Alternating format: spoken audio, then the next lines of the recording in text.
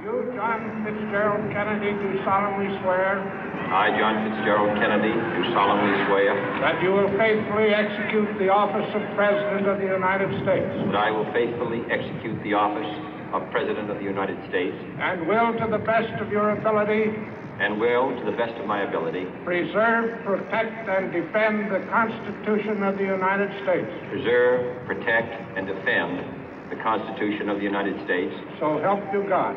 So help me God.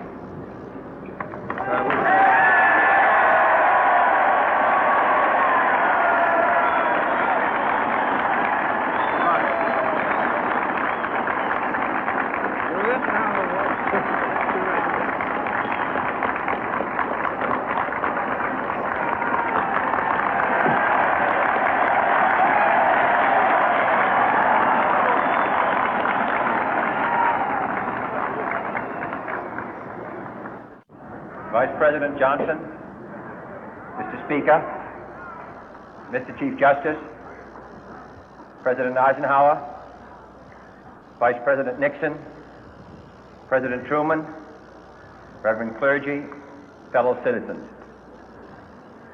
We observe today not a victory of party, but a celebration of freedom, symbolizing an end as well as a beginning, signifying renewal as well as change.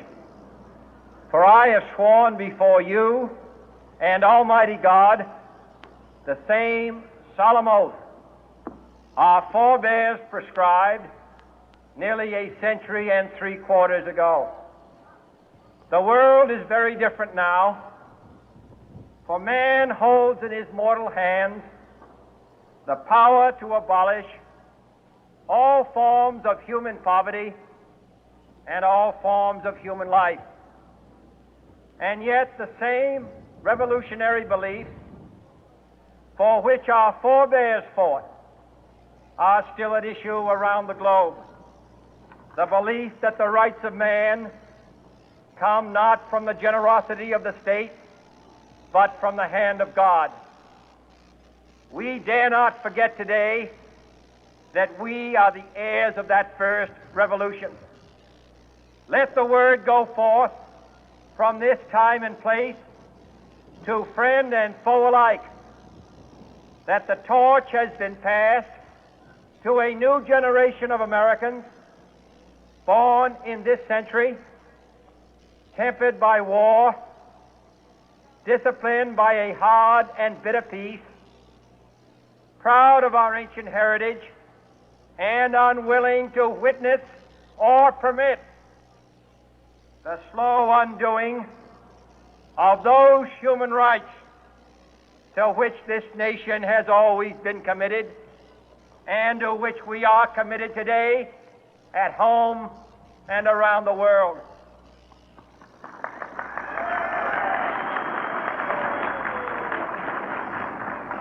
Let every nation know, whether it wishes us well or ill, that we shall pay any price, bear any burden, meet any hardship, support any friend, oppose any foe to assure the survival and the success of liberty.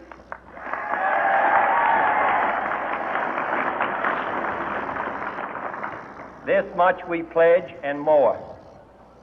To those old allies whose cultural and spiritual origins we share, we pledge the loyalty of faithful friends.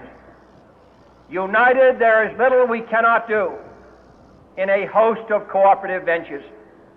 Divided, there is little we can do, for we dare not meet a powerful challenge at odds and split asunder. To those new states whom we welcome to the ranks of the free, we pledge our word that one form of colonial control shall not have passed away, merely to be replaced by a far more iron tyranny. We shall not always expect to find them supporting our view, but we shall always hope to find them strongly supporting their own freedom, and to remember that in the past, those who foolishly sought power by riding the back of the tiger ended up inside.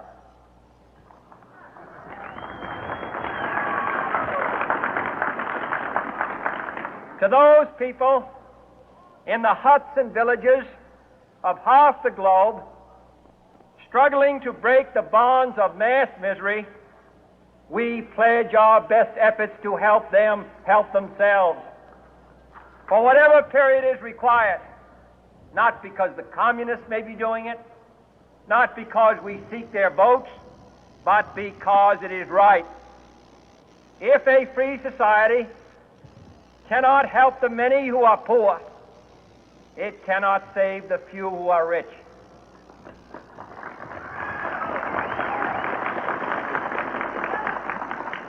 To our sister republics south of our border, we offer a special pledge to convert our good words into good deeds, in a new alliance for progress, to assist free men and free governments in casting off the chains of poverty.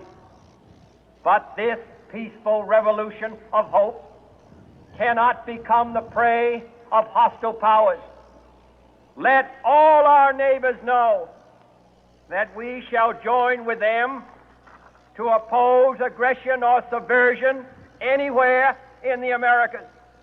And let every other power know that this hemisphere intends to remain the master of its own house.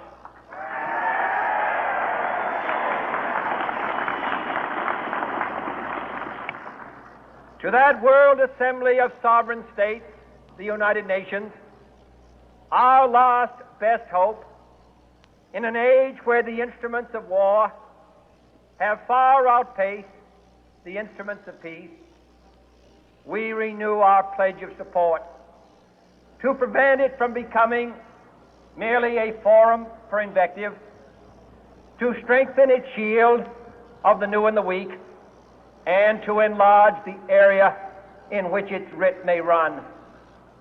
Finally, to those nations who would make themselves our adversary, we offer not a pledge, but a request that both sides begin anew the quest for peace. Before the dark powers of destruction, unleashed by science, engulf all humanity in planned or accidental self-destruction, we dare not tempt them with weakness, for only when our arms are sufficient beyond doubt can we be certain beyond doubt that they will never be employed.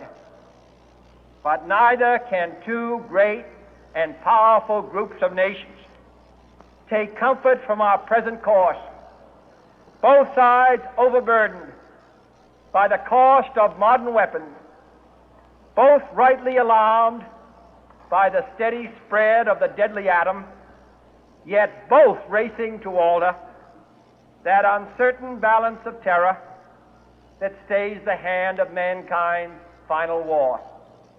So let us begin anew, remembering on both sides that civility is not a sign of weakness, and sincerity is always subject to proof. Let us never negotiate out of fear, but let us never fear to negotiate.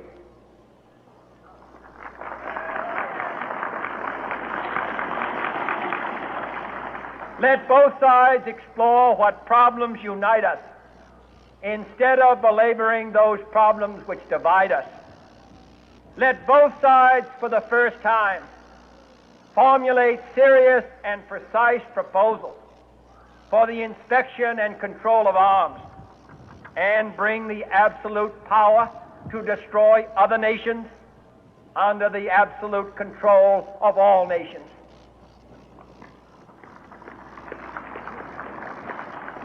Let both sides seek to invoke the wonders of science instead of its terrors. Together, let us explore the stars, conquer the deserts, eradicate disease, tap the ocean depth, and encourage the arts and commerce. Let both sides unite to heed in all corners of the earth the command of Isaiah to undo the heavy burden and let the oppressed go free. And if a beachhead of cooperation may push back the jungle of suspicion, let both sides join in creating a new endeavor, not a new balance of power, but a new world of law, where the strong are just and the weak secure and the peace preserved. All this will not be finished in the first 100 days, nor will it be finished in the first 1,000 days, nor in the life of this administration, nor even perhaps in our lifetime on this planet. But let us begin.